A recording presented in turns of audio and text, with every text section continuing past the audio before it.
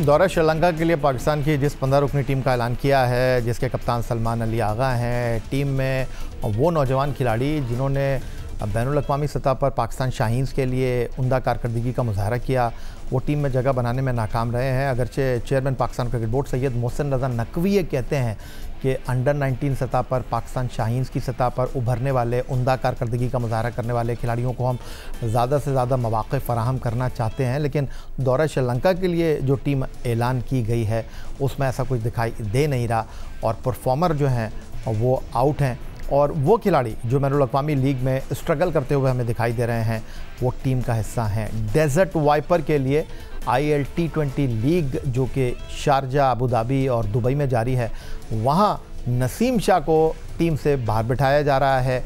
वो तीसरे fast bowler की हैसियत से टीम में मौजूद हैं। फ़खर ज़मान से रन नहीं हो रहे, वो इस टीम का हिस्सा हैं।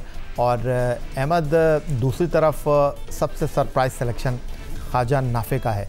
5 फर्स्ट क्लास मैच, ना वो डोमेस्टिक क्रिकेट खेल रहे हैं, ना ख्वाजा नाफे जो हैं उन्होंने हाल ही में जो अबू धाबी में T10 लीग हुआ वहाँ पर कोई बड़ी परफॉर्मेंस का मुज़ाहरा किया, सिर्फ 140 प्लस की उनकी इनिंग है। अब वो बांग्लादेश प्रीमियर लीग में टीम के साथ हैं और उनको साहबजादा फरहान और उस्मान खान के साथ टीम में 15 रुकनी स्क्वाड में बतौर तीसरा विकेट कीपर मुंतखब करना, इस पर आप क्या कहेंगे? कोई भी आना चाहिए, परफॉर्मेंस के साथ आना चाहिए। आपने अपने प्लेयर्स को बुलाया ही नहीं। बाबर आजम कहाँ है? इतनी इंपॉर्टेंट सीरीज में वर्ल्ड कप होना है आपका, बाबर आजम आए नहीं। शाहीन कहाँ है? शाहीन क्यों नहीं आ रहे? उन्होंने खेलना नहीं है वर्ल्ड कप, या तो बता दें नहीं खेलना वर्ल्ड कप। तो अगर तो आप कह रहे हैं कि जी यंगस्टर्स को चांस दिया तो फिर बाबर को पीछे लेके क्यों आए थे? वहां भी यंगस्टर्स को खिला देते। ठीक है, जहां पे यंगस्टर्स को चांस देना था क्योंकि वर्ल्ड कप में टाइम था, वहां आपने दिया नहीं। अब जब वर्ल्ड कप सर पे आ गया और है भी श्रीलंका में और आपकी सीरीज श्रीलंका में है, आपने प्लेयर को और आपको उनके सीईओ ने आके क्या बयान दिया था? याद है कि आप भूल गए? ऑस्ट्रेलिया का सीईओ आके उसने क्या कहा था कि हम पाकिस्तानी प्लेयर नहीं छोड़ेंगे। आप तो कुछ कर ही नहीं सकते। आप कहते हैं रिलेशनशिप बिल्ड कर रहे हैं। कैसे रिलेशनशिप आप बिल्ड कर रहे हैं? उनके प्लेयर यहाँ पे खेल रहे होते, उनकी सीरीज चल रही होती, आपका सीईओ खड़ा होकर इस तरह के बयान दे सकता है? तो सर जाने दीजिए, ये आपका एक वीक क्रिकेट बोर्ड है जिनकी कोई हिकमत अमली समझ आती है नहीं हमें। इन्हीं को शायद समझ आती है और यही चीजें कर रहे हैं। और अब वो टाइम दूर नहीं है। देखिए कि जितना मर्जी आपको सपोर्ट हो जाए, एक टाइम आता है कि आपका मटका भर जाता है, तो आपको तो एक्स्ट्रा मटका ऊपर लगा के दिया गया है, तो वो भी भरने वाला है। सो इवेंचुअली पाकिस्तान क्रिकेट के लिए जितने भी डिसीजंस लिए जा रहे हैं वो पाकिस्तान क्रिकेट के काम नहीं आते हुए नजर आ रहे। और उसका मेन चक्कर ही यही है कि सिलेक्शन का जो क्राइटेरिया है, लोगों को लाने और निकालने का जो मेरिट है, वो आप प्रिवेल नहीं करते। लेकिन अहमद शहजाद साहब, ये सिलेक्शन का जो मामला है ये तो हमेशा ऐसा ही रहा है और कभी खिलाड़ी जो हैं वो बच के निकल जाते हैं, कभी फिटनेस के ऊपर कोई कॉम्प्रोमाइज़ हो जाता है, कभी सेलेक्टर्स जो हैं वो हल्का हाथ रख देते हैं। इस तरह की गुफ्तगू तो होती रही है। आप अगर माजी में भी उठाकर देखें, जिस तरह टीम में बाबर आजम की वापसी हुई उस पर भी बहुत सारे सवालात उठे। अब सिर्फ एक शादाब खान को लेकर आप कह रहे हैं कि पूरा क्रिकेट बोर्ड जो है वो गलत पॉलिसियों के साथ चल रहा है। आपका कहना यह है कि सिलेक्शन जो है वो बिल्कुल उसके ऊपर सारे बॉक्सेस जो हैं वो टिक नहीं हो रहे हैं। सिर्फ एक शादाब खान की सिलेक्शन, ये वही टीम है जिसने इस साल 34 T20 मैच खेले हैं। ये मत कहिएगा कि किसके ख़िलाफ़ खेले हैं। बहरहाल जीत होती है। फिर इंटरनेशनल क्रिकेट पाकिस्तान में हो रही है। अभी हम PSL के हवाले से जो है वो काम करते हुए दिखाई दे रहे हैं। 6 टीमें 8 टीमों में कन्वर्ट होने का मतलब यह है कि हमारे 80 से ज़्यादा प्लेयर जो हैं उनको इस लीग में खेलने का मौका मिलेगा, तो मामला तो बेहतर होंगे। सिलेक्शन तो पहली मरतबा से नहीं हुई। ये सिलेक्शन चाहे पहली मरतबा हुई है चाहे आखिरी दफा, गलत तो गलत ही है। चाहे वो पहले हुआ है चाहे वापसी। आप कह रहे हैं मैचेस जीते, हाँ यंगस्टर्स के साथ आप मैचेस जीत रहे थे, आपने निकाल दिया। आप सीनियर प्लेयर्स लेके आए बगैर किसी परफॉर्मेंस के, गलत है बिल्कुल। आप प्लेयर्स को बगैर किसी परफॉर्मेंस के खिलाई जा रहे हैं, गलत है। आप प्लेयर्स को बगैर किसी परफॉर्मेंस के लेके आ रहे हैं, गलत है। अभी आप खुद ही तो नाफे पे, अगर इतना सब कुछ ठीक हो रहा है तो आपने मुझसे सवाल क्यों किया नाफे का और शादाब का? तो फिर चलने देते हैं सारी चीजें यूं ही।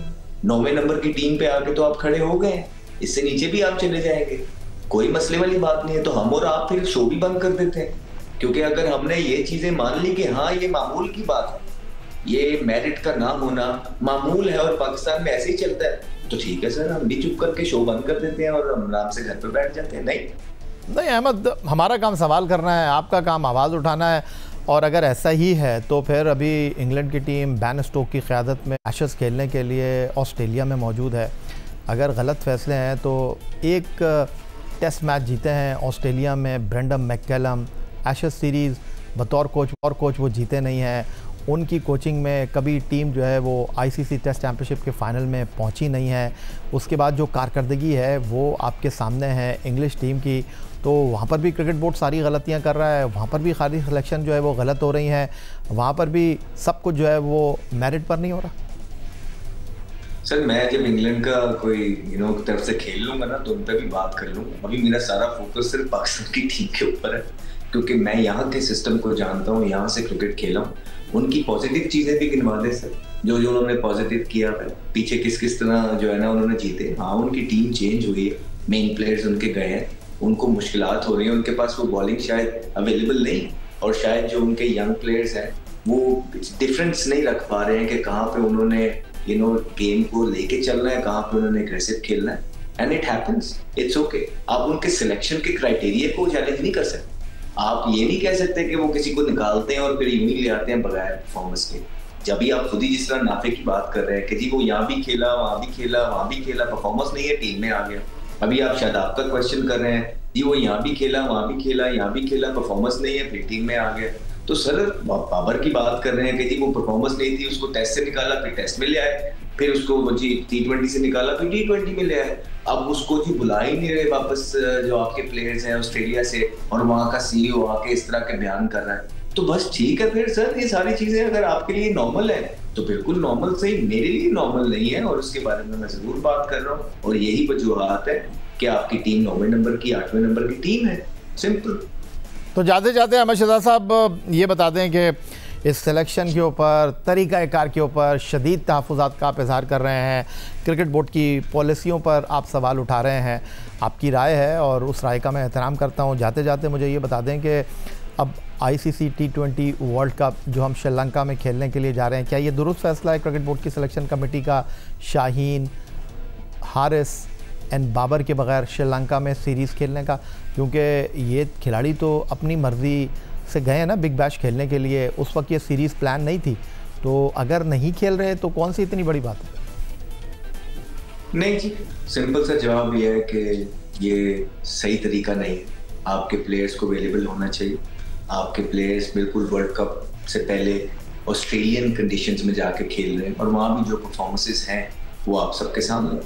तो बेहतर ये होता कि वो पाकिस्तान के लिए अवेलेबल होते और श्रीलंका के अगेंस्ट जाके कंडीशन से और वेदर से अपने आप को कंडीशंस के हिसाब से ढालते और वहाँ पे क्रिकेट खेलते, ताकि वर्ल्ड कप में उनको बेहतर चांस मिल सकता परफॉर्मेंस करने की।